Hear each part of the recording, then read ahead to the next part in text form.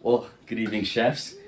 Today I have a very special meal for you. It is a ramen kwa, and basically what it is a ramen noodle with some egg inside it, mixed a little bit with corn of the cob, and on top of that we have a well seasoned jerk style, African style, also an Indian fusion style salmon.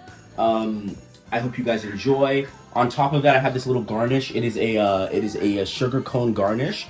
It's been seasoned with cinnamon and also with a little bit of milk just to extract the yeah. So